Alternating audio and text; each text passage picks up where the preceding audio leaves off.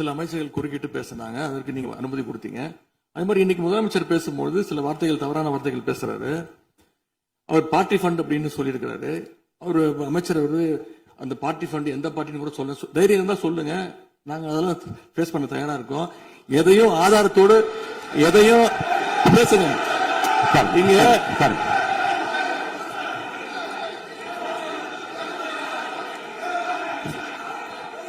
அது மாதிரி பேரவைத் தலைவர் அவர்களே, நேற்று நான் பேசி முடிஞ்சோடனே நீங்க அவை முடிஞ்சிருச்சுன்னு சொல்லிட்டீங்க. நாங்கெல்லாம் வீட்டுக்கு போயிட்டோம். வீட்டுக்கு போய் டிவி போட்டு பார்த்தா அங்க இன்னொரு அமைச்சர் இன்னும் பதில் சொல்லிட்டே இருந்திருக்கிறாரு. அதற்கெல்லாம் நாங்க இப்ப என்ன பதில் இது, என்ன மரபு இது? நீங்க இப்ப பேசிக்கிட்டே இருப்பீங்களா? நாங்க அதை பார்த்துக்கிட்டே இருக்கணுமா? அதே மாதிரி இன்னைக்கு முதலமைச்சர் அவர்கள் பேசும்போது நாங்களும் அமைதியா கேட்டுட்டு தான் இருந்தோம். ஆனா சில கருத்துக்கள் அவர் பேசும்போது அதை நாங்க அனுமதிக்க முடியாது. ஆதாரத்தோடு ஏதாவது பேசணும்னா, குற்றச்சாட்டுகள் சொல்லும் போது ஆதாரத்தோடு சொன்னீங்கன்னா அதை நாங்க ப்ரூவ் பண்றதுக்கு தயாராக இருக்கு. மாண்புமிகு உறுப்பினர் அவர்கள் இருங்க.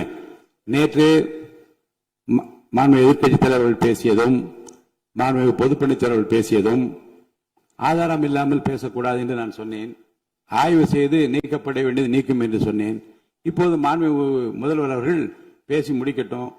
நீங்கள் கூறிய கருத்துப்படி அதில் ஆதாரங்கள் இல்லாத குறிப்பாக இருந்தால் அதை நீக்குவதற்குரிய உரிமை எனக்கு இருக்கிறது. ஆய்வு செய்து நான் நடவடிக்கை எடுப்பேன். இப்போது மாண்புமிகு முதலமைச்சர் அவர்கள் பேசலாம். இந்த டாஸ்மாக் மாதிரியே பல டிபார்ட்மெண்ட்லயும் மறுபடியும் சொல்றேன், கட்சி நிதின்ற பேர்ல அடிச்ச கொள்ளைய ஒன்னா கவர்மெண்டோட கஜானாக்குள்ளேயே கொண்டு சேர்த்துக்கிட்டே இருக்கிறாங்க. இப்பவும் சொல்றேன், மக்கள் பணத்துல இருந்து ஒரு பைசா கூட தொடமாட்டோம், தொடவும் விடமாட்டோம், தொட்டா விடமாட்டோம். இதுக்கு முன்னாடி தொட்டவங்களையும் விடமாட்டோம்.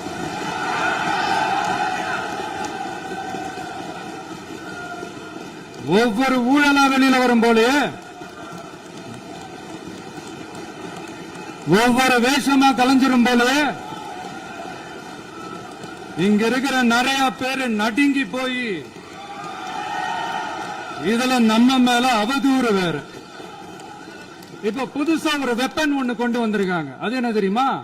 அவங்க தயவால தான் நம்ம ஆட்சி நடக்குதான். மக்கள் தயவால இந்த ஆட்சி நடந்துகிட்டு இருக்கு. மனசாட்சி உள்ள சக்திகளோட ஆதரவால இந்த ஆட்சி நடந்துகிட்டு இருக்கு. நாங்க தான் அனுப்பி வச்சோம் அப்படின்றாங்களே. அனுப்பி வச்சவங்களுக்கு மினிஸ்ட்ரியில இடம் கொடுத்தா ஏன் கதறீங்க?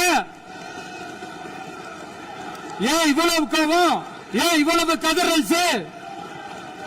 இதுல இன்னொரு முக்கியமான விஷயம், மார்க்சிஸ்ட் கம்யூனிஸ்ட் கட்சி நமக்கு ஆதரவு கொடுத்தது சுயேட்சையா எடுத்த முடிவுன்னு சொல்றாங்க.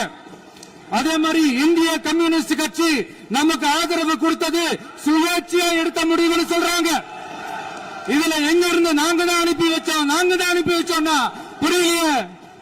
மக்களுக்கு நல்லா புரியும். எல்லாத்தையும் தெளிவா பார்த்துக்கிட்டு இருக்கிறாங்க.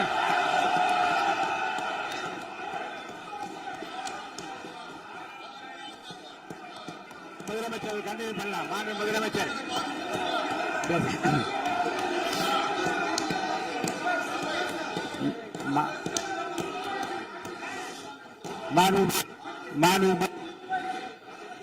முதலமைச்சர் கண்டினியூ பண்ணலாம். நீங்க கண்டினியூ பண்ணலாம்.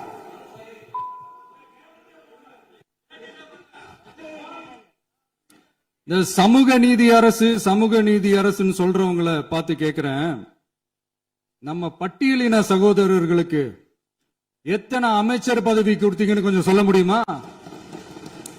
ஆனா நம்மளுடைய அரசுல 8 அமைச்சர் பதவிகள் யாருக்கு? நம்ம பட்டியலின சகோதரர்களுக்கு. எல்லாம் நம்ம அண்ணன், நம்ம தம்பி, நம்ம தங்கச்சிங்க. அண்ணல் அம்பேத்கர் அவர்களுடைய கிட்டத்தட்ட 100 ஆண்டு கால கனவு இப்ப நிறைவேறி இருக்கு. நான் ஏன் கொஞ்சம் சவுண்டா பேசுறேன் அப்படின்னா அவங்களுக்கு கேட்கணும்ன்றதுக்காக தப்பா எடுத்துக்காது. அதே மாதிரி பெண்களோட பாதுகாவலர் நாங்க தான் அப்படின்னு சொல்லிக்கிறவங்களை கேட்கிறேன், எத்தனை பெண்களுக்கு அமைச்சர் பதவியில இடம் கொடுத்தீங்க கொஞ்சம் சொல்ல முடியுமா? எங்க அரசுல 4 சகோதரிகளுக்கு அமைச்சர் பதவி கொடுத்திருக்கிறோம்.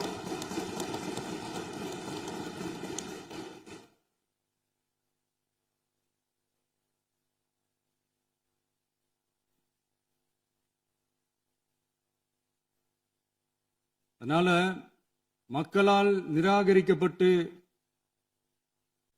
மக்களால் அகற்றப்பட்டவங்களுக்கு ஒன்னே ஒன்னு சொல்லிக்கிறோம், தப்பே செய்ய மாட்டோம், ஊழலே செய்ய மாட்டோம், நேர்மையா தான் இருப்போம், நியாயமா தான் இருப்போம் அப்படின்னு சொல்றவங்களால மட்டும்தான் கூட்டணி ஆட்சி அமைக்க முன்வரும். ஆட்சியிலையும் பங்கு, அதிகாரத்திலையும் பங்கு கொடுக்க முன்வரும். ஊழல்லையே ஊறி போனவங்களால இந்த கூட்டணி ஆட்சியோ ஆட்சியிலையும் பங்கோ அதிகாரத்திலையும் பங்கு கொடுக்க முன்வராது. மெஜாரிட்டி இருந்தாலும் தரமாட்டாங்க, மெஜாரிட்டி இல்லனாலும் தரமாட்டாங்க. கேட்டா ரெடிமேடா ஒரு பதில் ஒண்ணு வச்சிருப்பாங்க, கூட்டணி ஆட்சியை மக்கள் விரும்ப மாட்டாங்கன்னு. அதே மக்கள் தான் இப்ப அவங்கள பார்த்து சிரிக்கிறாங்க. நான் பதவியேற்ற அன்னைக்கு கொஞ்சம் டைம் அவகாசம் கேட்டேன். எதுக்கு கேட்டேன்? நிதி நிலைமை எல்லாம் கொஞ்சம் மோசமா இருக்குது, அதெல்லாம் கொஞ்சம் சரி செஞ்சுக்கிட்டே படிப்படியா கொஞ்சம் கொஞ்சமா நான் கொடுத்த வாக்குறுதிகள்லாம் செயல்படுத்துவேன், அதுக்காக கொஞ்சம் டைம் அவகாசம் கேட்டேன். நான் ஏதோ வேற எதுக்காகவோ வேற யாருக்காகவோ ஏதோ அவகாசம் கேட்ட மாதிரி. அடுத்து இங்க சபையில இல்லாதவங்களை பத்தி பேச வேண்டாம்னு நினைக்கிறேன்.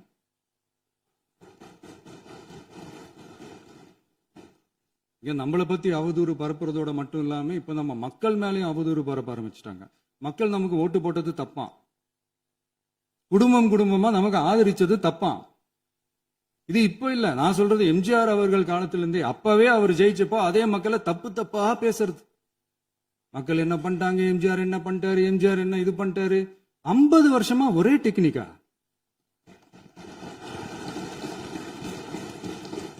டெக்னாலஜி எல்லாம் மாறி வேற எங்கேயோ போயிட்டு இருக்கு பஸ். இதுல கொஞ்சம் டெக்னிக்காச்சும் கொஞ்சம் மாத்தினா கொஞ்சம் நல்லா இருக்கும். அதனால மக்களுக்கு யூஸ்ஃபுல்லா இருக்கிற மாதிரி இந்த ஆக்கப்பூர்வமான கருத்துக்களோ ஆக்கப்பூர்வமான யோசனைகளோ இருந்தா சொல்லுங்க, அதை நாங்க டெஃபரெண்டா எடுத்துக்கிறோம். ஆனா அதை விட்டுட்டு இந்த நக்கலு நையாண்டி சம்பந்தம் இல்லாத பேச்சு இதெல்லாம் பேசிட்டு அப்புறம் முதல்வர் பதில் சொல்லல, முதல்வருக்கு பதில் சொல்ல தெரியல அப்படின்னா அப்புறம் என்ன சோஃபா மாடல் ஆட்சியா? அது என்னன்னு புரியறதுக்கு எனக்கு ரொம்ப நாள் ஆச்சு. இந்த சோஃபா செட்டு, டேபிள் சேரு, டீபாய், பர்னிச்சர் பிசினஸ் எல்லாம் வேற எங்க வெளியில போய் பண்ண சொல்லுங்க. அப்படி அந்த பிசினஸ் தான் பண்ணணும்னா நிறைய பிசினஸ் பண்ற மாதிரி வெளியில போய் பண்ண சொல்லுங்க, இங்க சட்டசபைக்குள்ள வேணாம். அதனால ஆக்கப்பூர்வமான கருத்துக்கள் இருந்தா சொல்லுங்க, டெஃபினட்டா அது சரியா இருந்தா நாங்க ஏத்துக்கிறோம். எனக்கு ஒரு குட்டி கதை ஒண்ணு ஞாபகம் வருது, சொல்லாமா? ஒரு ஊர்ல ஒரு பெரியவர் வெயில் ரொம்ப ஜாஸ்தியா இருக்குன்னு சொல்லிட்டு கண்ணுக்கு மேல கை வச்சுக்கிட்டு இப்படி சுத்தி முத்தி தேடிக்கிட்டு இருந்தாராம். அப்ப கூட இருந்த ஒரு சின்ன பையன் என்ன தேடுறீங்க அப்படின்னு கேட்டானா. அதுக்கு அந்த பெரியவர் சொன்னாரா, அது ஒண்ணு இல்ல தம்பி, உங்க அப்பா இங்கதான் இருப்பாருன்னு சொன்னாங்க, அதான் தேடிக்கிட்டு இருக்கேன். எங்க உங்க அப்பாவையா காணோம்?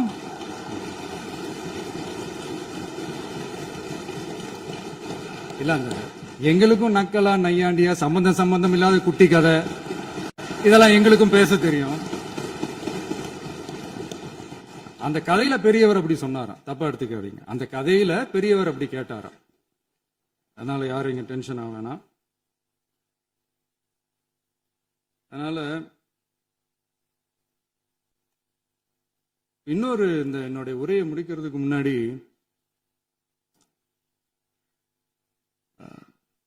போயிட்டாங்க, பேசலாமா?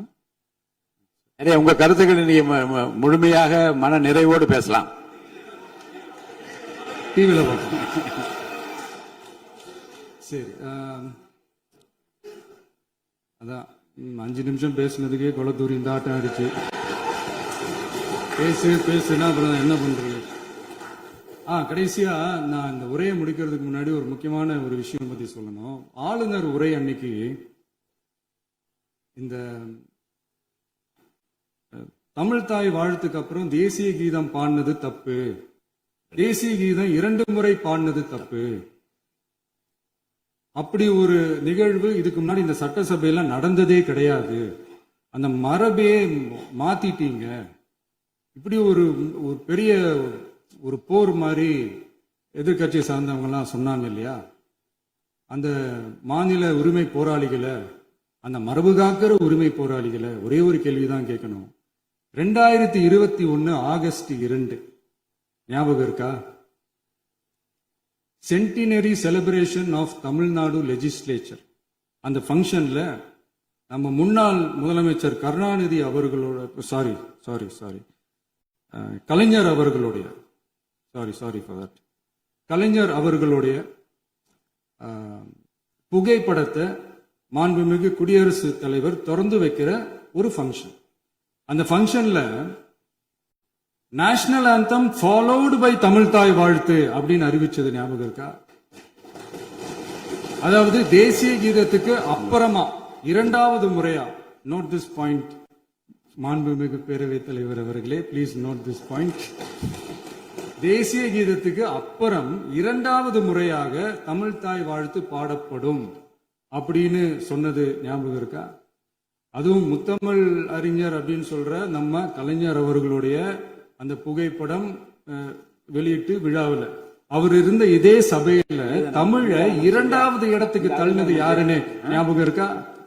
அது மட்டும் இல்ல, அந்த தேசிய கீதத்தை நாட்டுப்பண் நேஷனல் ஆந்தம்னு சொல்லி அதே ஃபங்க்ஷன்ல கடைசியா ஃபங்க்ஷன் முடியும் போது செகண்ட் டைம் தேசிய கீதம் பாடினதும் ஞாபகம் இருக்கா? இதே அவையில் தான், அது அவை குறிப்பிலும் இருக்கிறது, இதே அவையில் தான் நடைபெற்றது. இந்த தக்க நேரத்தில் இந்த ஆதாரங்களை அளித்த மாண்பு முதல்வர்களுக்கு நன்றியை தெரிவித்துக் கொள்கிறேன். டவுட் இருந்தா இந்த புக்கை பார்த்து தெரிஞ்சுக்கலாம். அதனால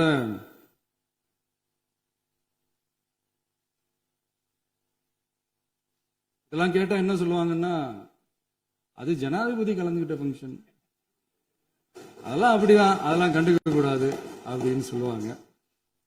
இதே மாதிரிதான் பேசுறது ஒண்ணு, செய்யறது ஒண்ணு, செய்யறது ஒண்ணு, பேசுறது ஒண்ணு. இதெல்லாம் மக்கள் பார்த்துக்கிட்டு இருக்காங்க. எலெக்ஷனுக்கு முன்னாடி தான் அப்படி செஞ்சுக்கிட்டு இருந்தாங்க. இப்ப எலெக்ஷனுக்கு அப்புறம் அதே தான் செய்யறாங்க. இந்த விஜயையும் சாமானியர்களின் உண்மையான சமூக நீதி அரசையும் அவமானப்படுத்துறதுக்கு தான் அவங்களோட அந்த பொலிட்டிக்கல் சீனியாரிட்டி அது பயன்படுத்துது போல. சரி, செய்யட்டும் செய்யட்டும், நல்லா செய்யட்டும். இப்போ ஆனாலும் நம்மளுடைய மாநில உரிமை, மொழி உரிமை, உத்தம உத்தரர் போல வேஷம் போடுற எதிர்கட்சிக்கு ஒன்றை மட்டும் ஆணித்தரமாக சொல்றோம். உங்களை மாதிரி தமிழ்னு சொல்லிக்கிட்டு, மொழி, பண்பாடு, கலாச்சாரம்னு சொல்லிக்கிட்டு ரெட்டை வேஷம் போடுறவங்க நாங்க கிடையாது. உலகெங்கும் வாழும் என் தமிழ் சொந்தங்களுக்கு நம்முடைய உத்தரவாதம் தமிழ் தான் எங்க உயிர் நாடி அப்படின்றத மறக்க மாட்டோம். இப்பவும் சொல்றோம், மாநில உரிமையில எப்பவும் உறுதியா இருப்போம். அதே சமயத்துல அரசியல் வேற, ஒன்றிய மாநில அரசுகளுக்கு இடையே இருக்கிற நிர்வாக அணுகுமுறை வேற. இதுல நாங்க ரொம்ப தெளிவா இருக்கிறோம். அதனால எங்களுக்கு பாடம் எடுக்கிறதா நினைச்சுக்கிட்டு உங்க வேஷத்தை நீங்களே கொஞ்சம் கொஞ்சமா கலைச்சுக்கிட்டே வர்றீங்க, மறந்துடாதீங்க. அப்புறம் நேத்து எதிர்கட்சி தலைவர், மாண்புமிகு எதிர்கட்சி தலைவர் பேசும்போது நிறைய பேசினாங்க. அதுல ஒண்ணு மட்டும் அரசு சொல்றதா நினைச்சுக்கிட்டு நம்மளை இன்டைரக்டா ஈவில் அப்படின்ற அந்த வார்த்தையை யூஸ் பண்ணாங்க. எனக்கு ஒன்னே ஒண்ணுதான் சொல்லணும்னு தோணுது. ஈவில்ஸ்னு டெவில்ஸ் பேசக்கூடாது.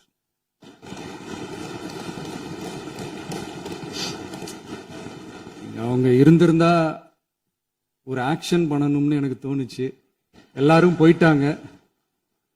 பர்மிஷன் பண்ணலாமா? இப்பவும் பண்ணலாம், ஒன்றும் தப்பு இல்லை.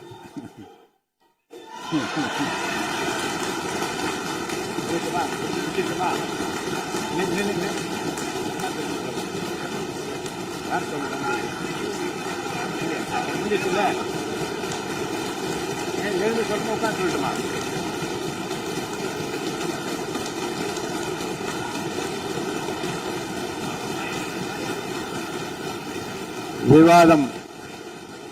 விவாதம் முடிவு